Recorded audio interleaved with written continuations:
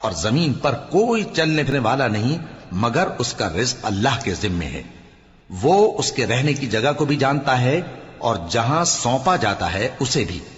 یہ سب کچھ کتاب روشن میں لکھا ہوا ہے، اور وہی تو ہے جس نے آسمانوں اور زمین کو 6 دن میں بنایا، اور اس وقت اس کا عرش پانی پر تھا۔ تمہارے پیدا کرنے سے مقصود یہ ہے کہ وہ تم کو آزمائے کہ تم میں عمل کے لحاظ سے کون بہتر ہے۔ اور اے نبی، اگر تم کہو کہ تم لوگ مرنے کے بعد زندہ کر کے اٹھائے جاؤ گے تو کافر کہہ دیں گے کہ یہ تو کھلا جادو ہوا۔ اور اگر ایک مدت معین تک ہم ان سے عذاب روک دیں تو کہیں گے کہ کون سی چیز عذاب کو روکے ہوئے ہے؟ دیکھو، جس روز وہ ان پر واقع ہوگا پھر ٹلنے کا نہیں، اور جس چیز کا یہ مذاق اڑاتے ہیں وہ ان کو گھیر لے گی۔ اور اگر ہم انسان کو اپنے پاس سے نعمت بخشیں پھر اس سے اس کو چھین لے تو نا امید اور ناشکرا ہو جاتا ہے۔ اور اگر تکلیف پہنچنے کے بعد آسائش کا مزہ چکھائیں تو خوش ہو کر کہتا ہے کہ سب سختیاں مجھ سے دور ہو گئیں۔ بے شک وہ ہے ہی خوشی میں مست ہو جانے والا، بڑا فخر جتانے والا۔ ہاں، جنہوں نے صبر کیا اور عمل نیک کیے، یہی ہیں جن کے لیے بخشش اور اجر عظیم ہے۔ تو شاید تم کچھ چیز وہی میں سے جو تمہارے پاس آتی ہے چھوڑ دو، اور اس خیال سے تمہارا دل تنگ ہو کہ کافر یہ کہنے لگیں کہ اس پر کوئی خزانہ کیوں نہیں نازل ہوا، یا اس کے ساتھ کوئی فرشتہ کیوں نہیں آیا۔ اے نبی، تم تو صرف نصیحت کرنے والے ہو، اور اللہ ہر چیز کا نگہبان ہے۔ کیا یہ لوگ کہتے ہیں کہ اس نے قرآن از خود بنا لیا ہے؟ کہہ دو کہ اگر سچے ہو تو تم بھی ایسی 10 صورتیں بنا لاؤ، اور اللہ کے سوا جس جس کو بلا سکتے ہو بلا بھی لو۔ بس اگر وہ تمہاری بات قبول نہ کریں تو جان لو کہ یہ قرآن اللہ کے علم سے اترا ہے، اور یہ کہ اس کے سوا کوئی معبود نہیں۔ تو کیا تم لوگ اسلام لاتے ہو؟ جو لوگ دنیا کی زندگی اور اس کی زیب و زینت کے طالب ہوں، ہم ان کے اعمال کا بدلہ انہیں دنیا ہی میں دے دیتے ہیں، اور اس میں ان کی حق تلفی نہیں کی جاتی۔ یہ وہ لوگ ہیں جن کے لیے آخرت میں آتش جہنم کے سوا اور کچھ نہیں، اور جو عمل انہوں نے دنیا میں کیے سب برباد، اور جو کچھ یہ کرتے رہے سب ضائع ہوا۔ بھلا جو لوگ اپنے پروردگار کی طرف سے دلیل روشن رکھتے ہوں اور ان کے ساتھ ایک آسمانی گواہ بھی اس کی جانب سے ہو، اور اس سے پہلے موسیٰ کی کتاب ہو جو پیشوا اور رحمت ہے، تو کیا وہ قرآن پر ایمان نہیں لائیں گے؟ یہی لوگ تو اس پر ایمان لاتے ہیں، اور جو کوئی اور فرقوں میں سے اس سے منکر ہو تو اس کا ٹھکانہ آگ ہے۔ تو تم اس قرآن سے شک میں نہ ہونا، یہ تمہارے پروردگار کی طرف سے حق ہے، لیکن اکثر لوگ ایمان نہیں لاتے۔ اور اس سے بڑھ کر ظالم کون ہوگا جو اللہ پر جھوٹ باندھے؟ ایسے لوگ اپنے رب کے سامنے پیش کیے جائیں گے اور گواہ کہیں گے کہ یہی لوگ ہیں جنہوں نے اپنے پروردگار پر جھوٹ بولا تھا۔ سن رکھو کہ ظالموں پر اللہ کی لعنت ہے، جو اللہ کے رستے سے روکتے اور اس میں کجی چاہتی ہیں، اور وہ آخرت کا بھی انکار کرتے ہیں۔ یہ لوگ زمین میں کہیں چھپ کر اللہ کو ہرا نہیں سکتے، اور نہ اللہ کے سوا کوئی ان کا حمایتی ہے۔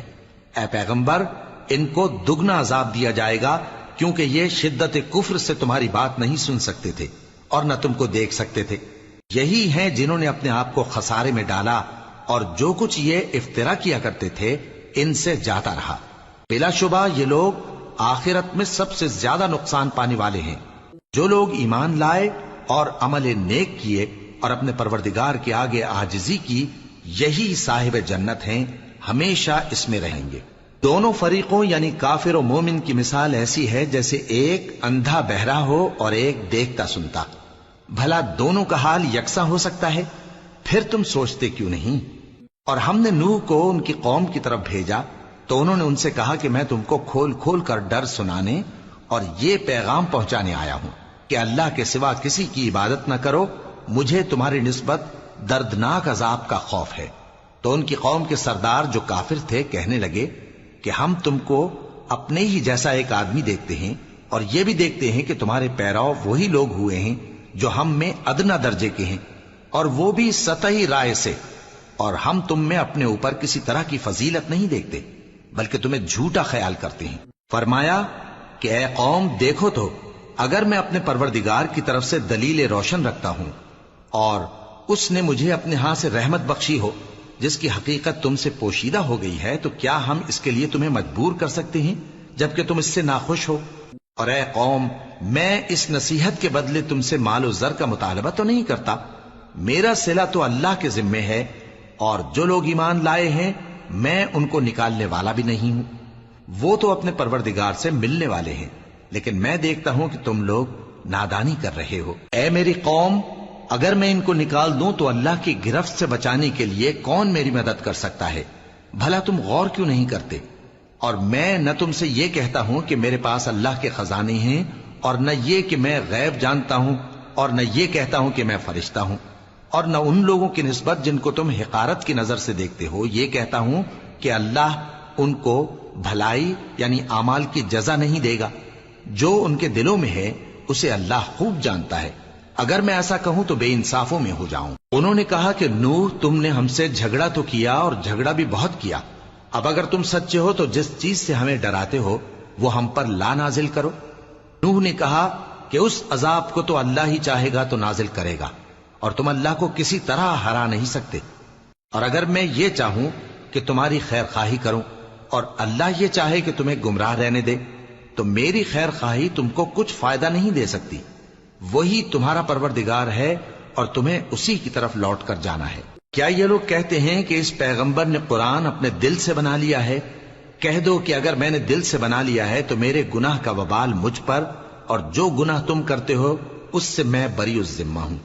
اور نوح کی طرف وحی کی گئی کہ تمہاری قوم میں جو لوگ ایمان لا چکے ان کے سوا اور کوئی ایمان نہیں لائے گا، تو جو کام یہ کر رہے ہیں ان کی وجہ سے غم نہ کھاؤ، اور ایک کشتی ہمارے حکم سے ہمارے سامنے بناؤ، اور جو لوگ ظالم ہیں ان کے بارے میں مجھ سے کچھ نہ کہنا، کیونکہ وہ ضرور غرق کر دیے جائیں گے۔ اور نوح نے کشتی بنانا شروع کر دی، اور جب ان کی قوم کے سردار ان کے پاس سے گزرتے تو ان سے تمسخر کرتے۔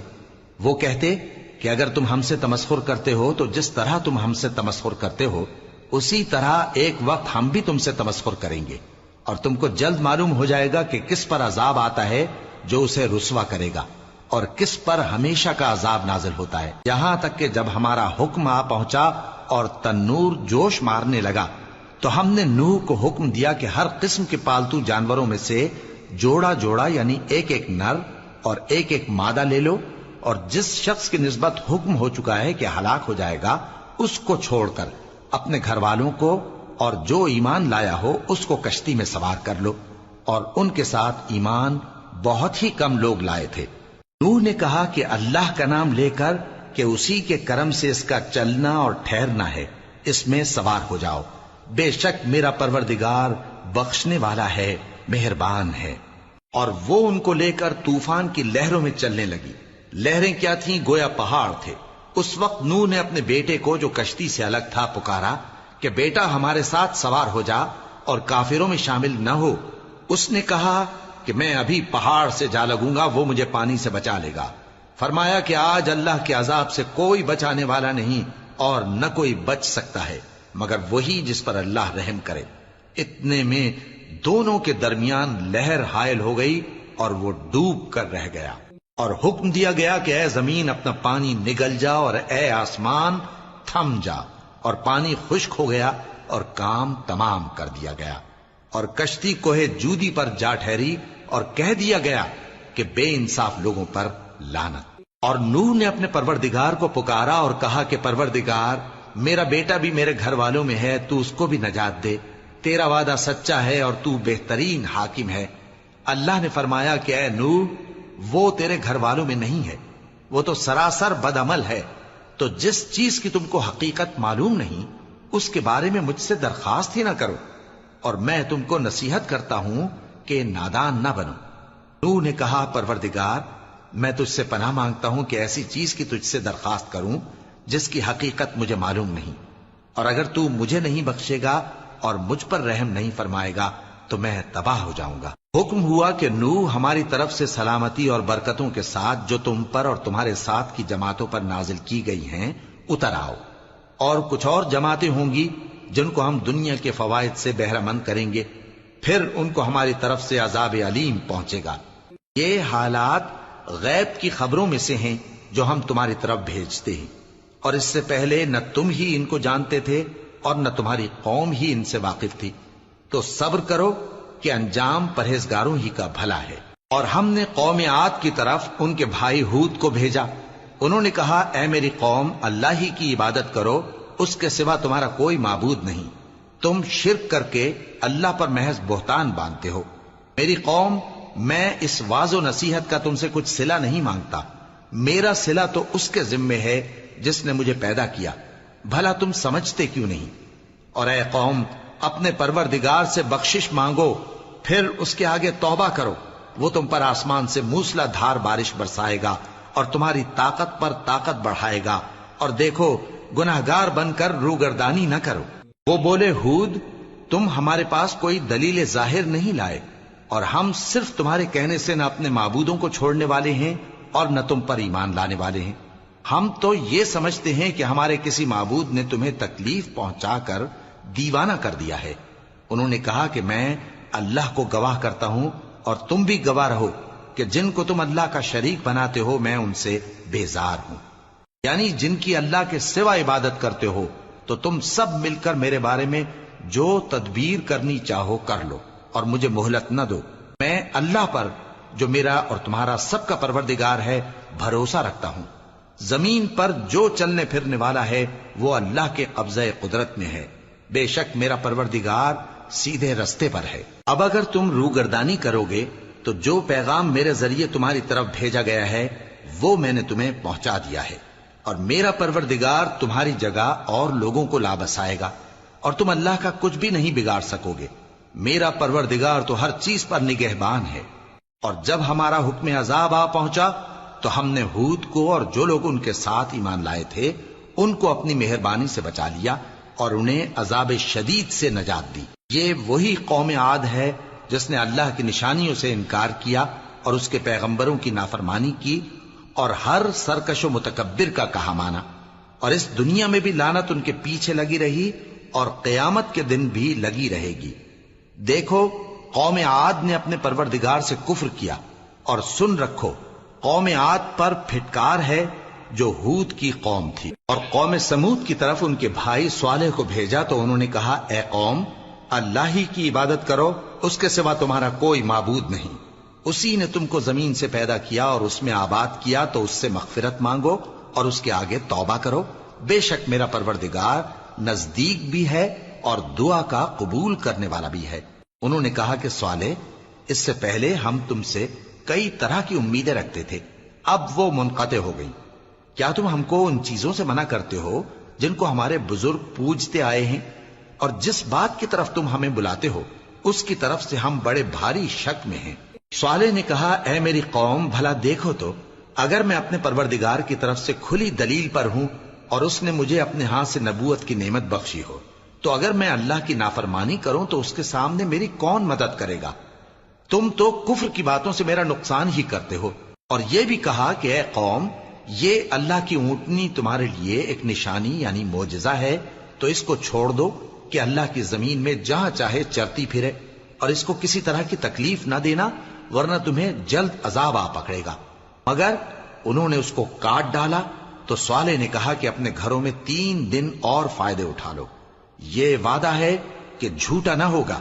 پس جب ہمارا حکم آ گیا تو ہم نے صالح کو اور جو لوگ ان کے ساتھ ایمان لائے تھے ان کو اپنی مہربانی سے بچا لیا اور اس دن کی رسوائی سے محفوظ رکھا.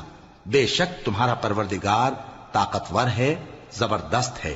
اور جن لوگوں نے ظلم کیا تھا ان کو چنگھاڑ کی صورت میں عذاب نے آ پکڑا تو وہ اپنے گھروں میں اوندھے پڑے رہ گئے، گویا کبھی ان میں بسے ہی نہ تھے. سن رکھو کہ قوم سمود نے اپنے پروردگار سے کفر کیا، اور سن رکھو قوم سمود پر پھٹکار ہے. اور ہمارے فرشتے ابراہیم کے پاس بشارت لے کر آئے تو سلام کہا، انہوں نے بھی جواب میں سلام کہا. ابھی کچھ وقفہ نہیں ہوا تھا کہ ابراہیم ایک بھنا ہوا بچڑا لے آئے. پھر جب دیکھا کہ ان کے ہاتھ کھانے کی طرف نہیں بڑھتے یعنی وہ کھانا نہیں کھاتے تو ان کو اجنبی سمجھ کر دل میں خوف کیا. فرشتوں نے کہا کہ خوف نہ کیجیے، ہم قوم لوط کی طرف ان کے ہلاک کرنے کو بھیجے گئے ہیں. اور ابراہیم کی بیوی جو پاس کھڑی تھی ہنس پڑی تو ہم نے اس کو اسحاق کی اور اسحاق کے بعد یعقوب کی خوشخبری دی. اس نے کہا اے میرے بچہ ہوگا، میں تو بڑھیا ہوں اور یہ میرے میاں بھی بوڑھے ہیں، یہ تو بڑی عجیب بات ہے. انہوں نے کہا کیا تم اللہ کی قدرت سے تعجب کرتی ہو؟ اے اہل بیت، تم پر اللہ کی رحمت اور اس کی برکتیں ہیں، وہ لائق تعریف ہے، بڑا ہے۔ پھر جب ابراہیم سے خوف جاتا رہا اور ان کو خوشخبری بھی مل گئی تو قوم لوط کے بارے میں لگے ہم سے بحث کرنے۔ بے شک ابراہیم بڑے تحمل والے، نرم دل اور رجوع کرنے والے تھے۔ اے ابراہیم، اس بات کو جانے دو، تمہارے پروردگار کا حکم آ پہنچا ہے اور ان لوگوں پر عذاب آنے والا ہے جو کبھی نہیں ٹلنے کا۔ اور جب ہمارے فرشتے لوط کے پاس آئے تو وہ ان کے آنے سے غمناک اور تنگ دل ہوئے اور کہنے لگے کہ آج کا دن بڑی مشکل کا دن ہے۔ اور لوط کی قوم کے لوگ ان کے پاس بے تحاشا دوڑتے ہوئے آئے اور یہ لوگ پہلے ہی سے انتہائی بےہودہ حرکتیں کیا کرتے تھے۔ لوط نے کہا کہ اے بھائیو، یہ جو میری قوم کی لڑکیاں ہیں یہ تمہارے لیے جائز اور پاک ہیں، تو اللہ سے ڈرو اور میرے مہمانوں کے بارے میں مجھے بے آبرو نہ کرو۔ کیا تم میں کوئی بھی شائستہ آدمی نہیں؟ وہ بولے تم کو معلوم ہے کہ تمہاری ان بیٹیوں کی ہمیں کچھ حاجت نہیں، اور جو ہماری غرض ہے اسے تم خوب جانتے ہو۔ لوط نے کہا اے کاش مجھ میں تمہارے مقابلے کی طاقت ہوتی یا میں کسی مضبوط قلعے میں پناہ لے لیتا۔ فرشتوں نے کہا اے لوط، ہم تمہارے پروردگار کے فرشتے ہیں، یہ لوگ ہرگز تم تک نہیں پہنچ سکیں گے، تو کچھ رات رہے سے اپنے گھر والوں کو لے کر چل دو اور تم میں سے کوئی شخص پیچھے مڑ کر نہ دیکھے مگر تمہاری بیوی کے جو آفت ان پر پڑنے والی ہے وہی اس پر بھی پڑے گی۔ ان کے عذاب کے وعدے کا وقت صبح ہے، اور کیا صبح کچھ دور ہے؟ پھر جب ہمارا حکم آیا ہم نے اس بستی کو الٹ کر نیچے اوپر کر دیا اور ان پر پتھر کی تہ بتہ کنکریاں برسائیں جن پر تمہارے پروردگار کے ہاں سے نشان کیے ہوئے تھے، اور وہ بستی ان ظالموں سے کچھ دور نہیں۔ اور مدین کی طرف ان کے بھائی شعیب کو بھیجا تو انہوں نے کہا کہ اے قوم، اللہ ہی کی عبادت کرو کہ اس کے سوا تمہارا کوئی معبود نہیں، اور ناپ اور تول میں کمی نہ کیا کرو، میں تو تم کو آسودہ حال دیکھتا ہوں، اور اگر تم ایمان نہ لاؤ گے تو مجھے تمہارے بارے میں ایک ایسے دن کے عذاب کا خوف ہے جو تم کو گھیر کر رہے گا۔ اور اے میری قوم، ناپ اور تول انصاف کے ساتھ پوری پوری کیا کرو، اور لوگوں کو ان کی چیزیں کم نہ دیا کرو، اور زمین میں خرابی کرتے نہ پھرو۔ اگر تم کو میرے کہنے کا یقین ہو تو اللہ کا دیا ہوا نفع ہی تمہارے لیے بہتر ہے، اور میں تمہارا نگہبان نہیں ہوں۔ انہوں نے کہا اے شعیب، کیا تمہاری نماز تمہیں یہ سکھاتی ہے کہ جن کو ہمارے باپ دادا پوجتے آئے ہیں ہم ان کو ترک کر دیں، یا اپنے مال میں تصرف کرنا چاہیں تو نہ کریں؟ تم تو بڑے نرم دل اور بڑے سیدھے ہو۔ انہوں نے کہا کہ اے قوم، دیکھو تو اگر میں اپنے پروردگار کی طرف سے دلیل روشن پر ہوں اور اس نے اپنے ہاں سے مجھے نیک روزی دی ہو تو کیا میں اپنا فرض ادا نہ کروں؟ اور میں نہیں چاہتا کہ جس بات سے میں تمہیں منع کروں خود اس کو کرنے لگوں۔ میں تو جہاں تک مجھ سے ہو سکے تمہارے معاملات کی اصلاح چاہتا ہوں، اور اس بارے میں مجھے توفیق کا ملنا اللہ ہی کے فضل سے ہے۔ میں اسی پر بھروسہ رکھتا ہوں اور اسی کی طرف رجوع کرتا ہوں۔ اور اے قوم، میری مخالفت تم سے کوئی ایسا کام نہ کرا دے کہ جیسی مصیبت نوح کی قوم یا ہود کی قوم یا صالح کی قوم پر واقع ہوئی تھی ویسی ہی مصیبت تم پر واقع ہو۔ اور لوط کی قوم کا زمانہ تو تم سے کچھ دور نہیں، اور اپنے پروردگار سے بخشش مانگو اور اس کے آگے توبہ کرو، بے شک میرا پروردگار بڑا مہربان ہے، بہت محبت کرنے والا ہے۔ انہوں نے کہا کہ شعیب، تمہاری بہت سی باتیں ہماری سمجھ میں نہیں آتی، اور ہم دیکھتے ہیں کہ تم ہم میں کمزور بھی ہو، اور اگر تمہارے بھائی بند نہ ہوتے تو ہم تم کو سنسار کر دیتے، اور تم ہم پر کسی طرح بھی غالب نہیں ہو۔ انہوں نے کہا کہ اے قوم، کیا میرے بھائی بندوں کا دباؤ تم پر اللہ سے زیادہ ہے، اور اس کو تم نے پیٹھ پیچھے ڈال رکھا ہے؟ میرا پروردگار تو تمہارے سب اعمال کا احاطہ کیے ہوئے ہے۔ اور اے قوم، تم اپنی جگہ کام کیے جاؤ، میں اپنی جگہ کام کیے جاتا ہوں۔ تم کو ان قریب معلوم ہو جائے گا کہ رسوا کرنے والا عذاب کس پر آتا ہے اور جھوٹا کون ہے، اور تم بھی انتظار کرو، میں بھی تمہارے ساتھ انتظار کرتا ہوں۔ اور جب ہمارا حکم آ پہنچا تو ہم نے شعیب کو اور جو لوگ ان کے ساتھ ایمان لائے تھے ان کو تو اپنی رحمت سے بچا لیا، اور جو ظالم تھے ان کو چنگھاڑ نے آ دبوچا، تو وہ اپنے گھروں میں اوندھے پڑے رہ گئے، گویا ان میں کبھی بسے ہی نہ تھے۔ سن رکھو کہ مدین پر ویسی ہی پھٹکار ہے جیسی سمود پر پھٹکار تھی۔ اور ہم نے موسیٰ کو اپنی نشانیاں اور دلیل روشن دے کر بھیجا فرعون اور اس کے سرداروں کی طرف، تو وہ فرعون ہی کے حکم پر چلتے رہے، حالانکہ فرعون کا حکم درست نہیں تھا۔ وہ قیامت کے دن اپنی قوم کے آگے آگے چلے گا، پھر ان کو دوزخ میں جا اتارے گا، اور جس مقام پر وہ اتارے جائیں گے وہ برا ہے۔ اور اس جہان میں بھی لعنت ان کے پیچھے لگا دی گئی، اور قیامت کے دن بھی پیچھے لگی رہے گی۔ جو انعام ان کو ملا ہے برا ہے۔ یہ پرانی بستیوں کے تھوڑے سے حالات ہیں جو ہم تم سے بیان کرتے ہیں، ان میں سے بعض تو باقی ہیں اور بعض تہس نہس ہو گئیں۔ اور ہم نے ان لوگوں پر ظلم نہیں کیا بلکہ انہوں نے خود اپنے اوپر ظلم کیا۔ غرض جب تمہارے پروردگار کا حکم آ پہنچا تو جن معبودوں کو وہ اللہ کے سوا پکارا کرتے تھے وہ ان کے کچھ بھی کام نہ آئے، اور بربادی کے سوا انہیں اور کچھ نہ دے سکے۔ اور تمہارا پروردگار جب نافرمان بستیوں کو پکڑا کرتا ہے تو اس کی پکڑ اسی طرح کی ہوتی ہے، بے شک اس کی پکڑ دکھ دینے والی سخت ہے۔ ان قصوں میں اس شخص کے لیے جو عذاب آخرت سے ڈرے عبرت ہے۔ یہ وہ دن ہوگا جس میں سب اکٹھے کیے جائیں گے، اور یہی وہ دن ہوگا جس میں سب اللہ کے روبرو حاضر کیے جائیں گے، اور ہم اس کے لانے میں ایک وقت معین تک تاخیر کر رہے ہیں۔ جس روز وہ آ جائے گا تو کوئی شخص اللہ کے حکم کے بغیر بول بھی نہیں سکے گا۔ پھر ان میں سے کچھ بدبخت ہوں گے اور کچھ نیک بخت۔ تو جو بدبخت ہوں گے وہ دوزخ میں ڈال دیے جائیں گے، اس میں ان کو چلانا اور دھاڑنا ہوگا۔ جب تک آسمان و زمین ہیں وہ اسی میں رہیں گے مگر جتنا تمہارا پروردگار چاہے، بے شک تمہارا پروردگار جو چاہتا ہے کر دیتا ہے۔ اور جو نیک بخت ہوں گے وہ بہشت میں داخل کیے جائیں گے، اور جب تک آسمان اور زمین ہیں ہمیشہ اسی میں رہیں گے مگر جتنا تمہارا پروردگار چاہے۔ یہ اللہ کی بخشش ہے جو کبھی منقطع نہیں ہوگی۔ تو یہ لوگ جو غیر اللہ کی پرستش کرتے ہیں اس سے تم شک میں نہ پڑنا، یہ اسی طرح پرستش کرتے ہیں جس طرح پہلے سے ان کے باپ دادا پرستش کرتے آئے ہیں، اور ہم ان کو ان کا حصہ پورا پورا بغیر کچھ کم کیے دینے والے ہیں۔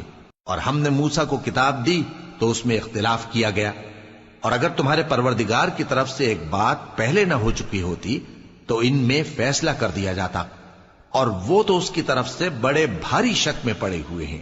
اور تمہارا پروردگار ان سب کو قیامت کے دن ان کے اعمال کا پورا پورا بدلہ دے گا، بے شک جو عمل یہ کرتے ہیں وہ اس سے واقف ہے۔ سو اے پیغمبر، جیسا تم کو حکم ہوتا ہے اس پر تم اور جو لوگ تمہارے ساتھ تائب ہوئے ہیں قائم رہو، اور حد سے تجاوز نہ کرنا، وہ تمہارے سب اعمال کو دیکھ رہا ہے۔ اور مسلمانوں، جو لوگ ظالم ہیں ان کی طرف مائل نہ ہونا، نہیں تو تمہیں بھی دوزخ کی آگ آ لپٹے گی، اور اللہ کے سوا تمہارے کوئی دوست نہیں ہوں گے، پھر تمہیں کوئی مدد بھی نہ ملے گی۔ اور دن کے دونوں سروں یعنی صبح اور شام کے اوقات میں اور رات کی چند ساعتوں میں نماز پڑھا کرو، کچھ شک نہیں کہ نیکیاں گناہوں کو دور کر دیتی ہیں۔ یہ ان کے لیے نصیحت ہے جو نصیحت قبول کرنے والے ہیں۔ اور صبر کیے رہو کہ اللہ نیکوکاروں کا اجر ضائع نہیں کرتا۔ تو جو امتیں تم سے پہلے گزر چکی ہیں ان میں ایسے ہوش مند کیوں نہ ہوئے جو ملک میں خرابی کرنے سے روکتے؟ ہاں، ایسے تھوڑے سے تھے جن کو ہم نے ان میں سے نجات بخشی، اور جو ظالم تھے وہ انہی باتوں کے پیچھے لگے رہے جن میں عیش و آرام تھا، اور وہ گناہوں میں ڈوبے ہوئے تھے۔ اور تمہارا پروردگار ایسا نہیں ہے کہ بستیوں کو جبکہ وہاں کے باشندے نیکوکار ہوں از راہ ظلم تباہ کر دے۔ اور اگر تمہارا پروردگار چاہتا تو تمام لوگوں کو ایک ہی جماعت کر دیتا، اور وہ برابر اختلاف کرتے رہیں گے، مگر جن پر تمہارا پروردگار رحم فرمائے، اور اسی لیے اس نے ان کو پیدا کیا ہے۔ اور تمہارے پروردگار کا قول پورا ہو گیا کہ میں دوزخ کو جنوں اور انسانوں سب سے بھر دوں گا۔ اور اے نبی اور پیغمبروں کے وہ سب حالات جو ہم تم سے بیان کرتے ہیں ان سے ہم تمہارے دل کو جمائے رکھتے ہیں، اور ان حالات میں تمہارے پاس حق پہنچ گیا، اور یہ مومنوں کے لیے نصیحت اور عبرت ہے۔ اور جو لوگ ایمان نہیں لائے ان سے کہہ دو کہ تم اپنی جگہ عمل کیے جاؤ، ہم اپنی جگہ عمل کیے جاتے ہیں، اور نتیجہ اعمال کا تم بھی انتظار کرو، ہم بھی انتظار کرتے ہیں۔ اور آسمانوں اور زمین کی چھپی چیزوں کا علم اللہ ہی کو ہے، اور تمام معاملات اسی کی طرف رجوع کیے جائیں گے۔ تو اسی کی عبادت کرو اور اسی پر بھروسہ رکھو، اور جو کچھ تم لوگ کر رہے ہو تمہارا پروردگار اس سے بے خبر نہیں۔ شروع اللہ کا نام لے کر جو بڑا مہربان نہایت رحم والا ہے۔ الف لام را، یہ کتاب روشن کی آیتیں ہیں۔ ہم نے اس قرآن کو عربی میں نازل کیا ہے تاکہ تم لوگ سمجھ سکو۔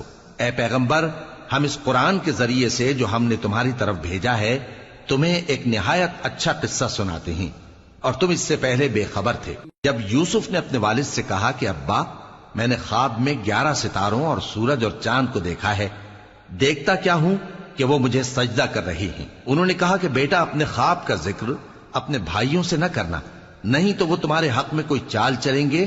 کچھ شک نہیں کہ شیطان انسان کا کھلا دشمن ہے، اور اسی طرح اللہ تمہیں برگزیدہ و ممتاز کرے گا اور خواب کی باتوں کی تعبیر کا علم سکھائے گا، اور جس طرح اس نے اپنی نعمت پہلے تمہارے دادا پر دادا ابراہیم اور اسحاق پر پوری کی تھی، اسی طرح تم پر اور اولاد یعقوب پر پوری کرے گا۔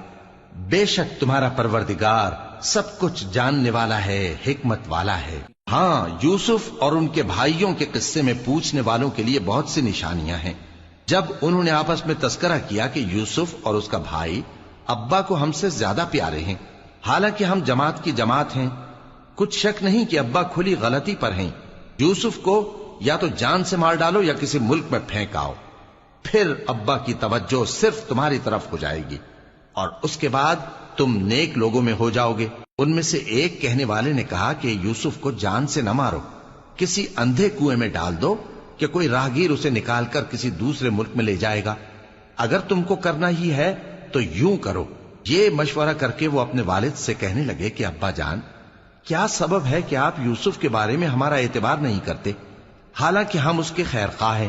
کل اسے ہمارے ساتھ بھیج دیجئے کہ خوب میوے کھائے اور کھیلے کودے، ہم اس کے نگہبان ہیں۔ انہوں نے کہا کہ یہ امر مجھے غمناک کیے دیتا ہے کہ تم اسے لے جاؤ، یعنی وہ مجھ سے جدا ہو جائے، اور مجھے یہ بھی خوف ہے کہ تم کھیل میں اس سے غافل ہو جاؤ اور اسے بھیڑیا کھا جائے۔ وہ کہنے لگے کہ اگر ہماری موجودگی میں کہ ہم ایک طاقتور جماعت ہیں اسے بھیڑیا کھا گیا تو ہم بڑے نقصان میں پڑ گئے۔ غرض جب وہ اس کو لے گئے اور اس بات پر اتفاق کر لیا کہ اس کو اندھے کنویں میں ڈال دیں، اور ہم نے یوسف کی طرف وحی بھیجی کہ ایک وقت ایسا آئے گا کہ تم انہیں ان کے اس سلوک سے آگاہ کرو گے، اور ان کو اس وحی کی کچھ خبر نہ ہوگی۔ اور یہ حرکت کر کے وہ رات کے وقت باپ کے پاس روتے ہوئے آئے، کہنے لگے کہ ابا جان، ہم تو دوڑنے اور ایک دوسرے سے آگے نکلنے میں مصروف ہو گئے اور یوسف کو اپنے اسباب کے پاس چھوڑ گئے تو اسے بھیڑیا کھا گیا، اور آپ ہماری بات کو گو ہم سچ ہی کہتے ہیں باور نہیں کریں گے، اور ان کے کرتے پر جھوٹ موٹ کا لہو بھی لگا لائے۔ یعقوب نے کہا کہ یوں نہیں ہے، بلکہ تم اپنے دل سے یہ بات بنا لائے ہو۔ اچھا، صبر کہ وہی خوب ہے، اور جو تم بیان کرتے ہو اس کے بارے میں اللہ ہی سے مدد چاہیے۔ اور اب اللہ کی شان دیکھو کہ اس کنویں کے قریب ایک قافلہ آوارد ہوا اور انہوں نے پانی کے لیے اپنا سقا بھیجا، تو اس نے کنویں میں ڈول لٹکایا، یوسف اس سے لٹک گئے۔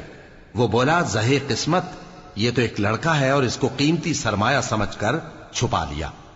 اور جو کچھ وہ کرتے تھے اللہ کو خوب معلوم تھا، اور انہوں نے اس کو تھوڑی سی قیمت یعنی مادود چند درہموں پر بیچ ڈالا، اور وہ اس سے بیزار ہو رہے تھے۔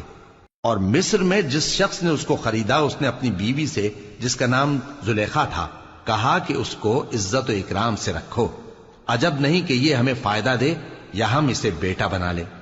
اس طرح ہم نے یوسف کو سرزمین مصر میں جگہ دی، اور غرض یہ تھی کہ ہم ان کو خواب کی باتوں کی تعبیر سکھائیں، اور اللہ اپنے کام پر غالب ہے لیکن اکثر لوگ نہیں جانتے۔ اور جب وہ اپنی جوانی کو پہنچے تو ہم نے ان کو دانائی اور علم عطا کیا، اور نیکوکاروں کو ہم اسی طرح بدلہ دیا کرتے ہیں۔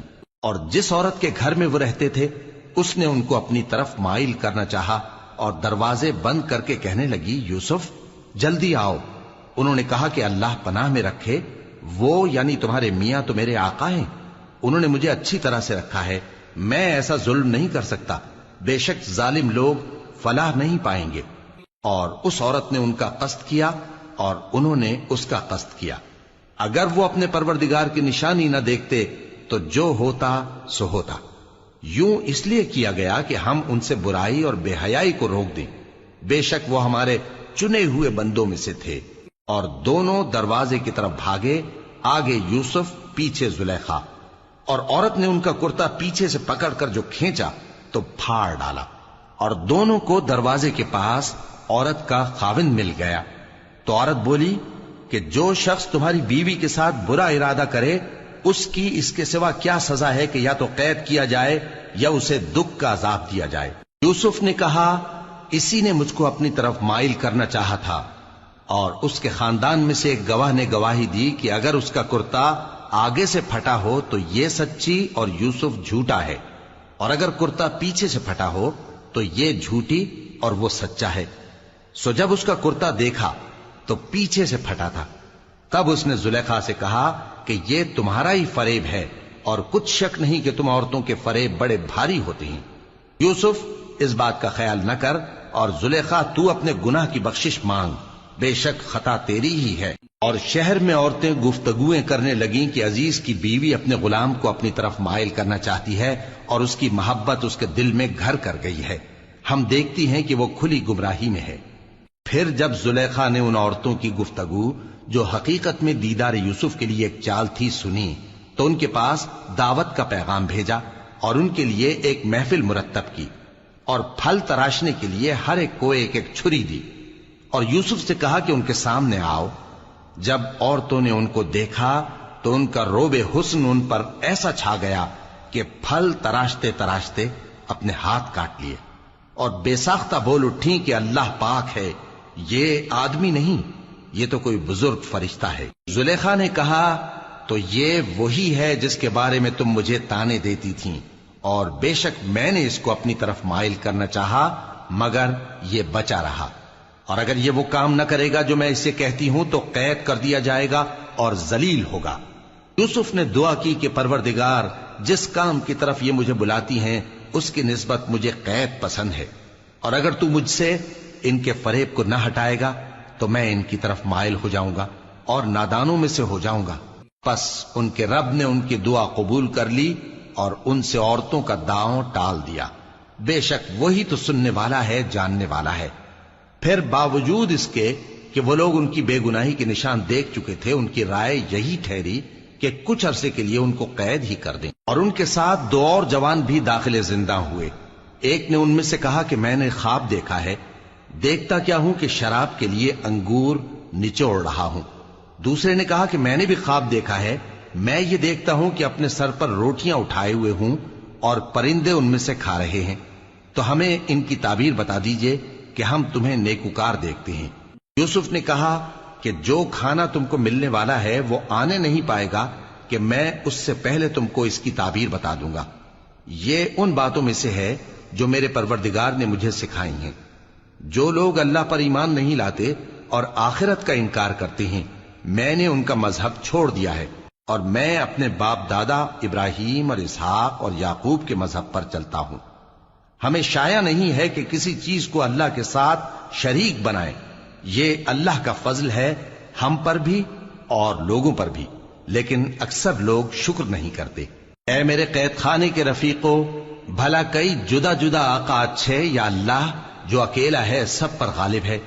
جن چیزوں کی تم اللہ کے سوا پرستش کرتے ہو وہ صرف نام ہی نام ہیں جو تم نے اور تمہارے باپ دادا نے رکھ لیے ہیں، اللہ نے ان کی کوئی سند نازل نہیں کی۔ سن رکھو کہ اللہ کے سوا کسی کی حکومت نہیں ہے، اس نے ارشاد فرمایا ہے کہ اس کے سوا کسی کی عبادت نہ کرو، یہی سیدھا دین ہے، لیکن اکثر لوگ نہیں جانتے۔ اے میرے قید خانے کے رفیقو، تم میں سے ایک جو پہلا خواب بیان کرنے والا ہے وہ تو اپنے آقا کو شراب پلایا کرے گا، اور جو دوسرا ہے وہ سولی دیا جائے گا، اور پرندے اس کا سر نوچ کھائیں گے۔ جو بات تم مجھ سے پوچھتے تھے وہ فیصل ہو چکی ہے، اور ان دونوں میں سے جس کی نسبت یوسف نے خیال کیا کہ وہ رہائی پا جائے گا، اس سے کہا کہ اپنے آقا سے میرا ذکر بھی کر دینا۔ پھر شیطان نے اسے ان کا اپنے آقا سے ذکر کرنا بھلا دیا، اور یوسف کئی برس قید خانے ہی میں رہے۔ اور بادشاہ نے کہا کہ میں نے خواب دیکھا ہے، دیکھتا کیا ہوں کہ 7 موٹی گائیں ہیں جن کو 7 دبلی گائیں کھا رہی ہیں، اور 7 خوشے سبز ہیں اور 7 خشک۔ اے درباریو، اگر تم خوابوں کی تعبیر دے سکتے ہو تو مجھے میرے خواب کی تعبیر بتاؤ۔ انہوں نے کہا یہ خواب تو پریشان خیالی سے ہیں اور ہمیں ایسے خوابوں کی تعبیر نہیں آتی۔ اور وہ شخص جو دونوں قیدیوں میں سے رہائی پا گیا تھا اور جسے مدت کے بعد وہ بات یاد آ گئی، بول اٹھا کہ میں آپ کو اس کی تعبیر لا بتاتا ہوں، مجھے قید خانے جانے کی اجازت دیجیے۔ غرض وہ یوسف کے پاس آیا اور کہنے لگا، یوسف، اے بڑے سچے یوسف، ہمیں اس خواب کی تعبیر بتائیے کہ 7 موٹی گایوں کو 7 دبلی گائیں کھا رہی ہیں، اور 7 خوشے سبز ہیں اور 7 سوکھے، تاکہ میں لوگوں کے پاس واپس جا کر تعبیر بتاؤں۔ عجب نہیں کہ وہ تمہاری قدر جانے۔ انہوں نے کہا کہ تم لوگ 7 سال متواتر کھیتی کرتے رہو گے، تو جو غلہ کاٹو تو تھوڑے سے غلے کے سوا جو کھانے میں آئے باقی کو خوشوں میں ہی رہنے دینا۔ پھر اس کے بعد خشک سالی کے 7 سخت سال آئیں گے کہ جو غلہ تم نے جمع کر رکھا ہوگا وہ سب کو کھا جائیں گے، صرف وہی تھوڑا سا رہ جائے گا جو تم احتیاط سے رکھ چھوڑو گے۔ پھر اس کے بعد ایک ایسا سال آئے گا کہ خوب مے برسے گا اور لوگ اس میں رس نچوڑیں گے۔ اور یہ تعبیر سن کر بادشاہ نے حکم دیا کہ یوسف کو میرے پاس لے آؤ۔ سو جب قاصد ان کے پاس گیا تو انہوں نے کہا کہ اپنے آقا کے پاس واپس جاؤ اور اس سے پوچھو کہ ان عورتوں کا کیا حال ہے جنہوں نے اپنے ہاتھ کاٹ لیے تھے، بے شک میرا پروردگار ان کے فریب سے خوب واقف ہے۔ بادشاہ نے عورتوں سے پوچھا کہ تمہارا کیا قصہ تھا جب تم نے یوسف کو اپنی طرف مائل کرنا چاہا؟ سب بول اٹھیں کہ اللہ پاک ہے، ہم نے اس میں کوئی برائی معلوم نہیں کی۔ عزیز کی بیوی نے کہا، اب سچی بات تو ظاہر ہو ہی گئی ہے، اصل یہ ہے کہ میں نے اس کو اپنی طرف مائل کرنا چاہا تھا اور وہ بے شک سچا ہے۔ یوسف نے کہا کہ میں نے یہ بات اس لیے پوچھی ہے کہ عزیز کو یقین ہو جائے کہ میں نے اس کی پیٹھ پیچھے اس کی امانت میں خیانت نہیں کی، اور اللہ خیانت کرنے والوں کی چال کو چلنے نہیں دیتا۔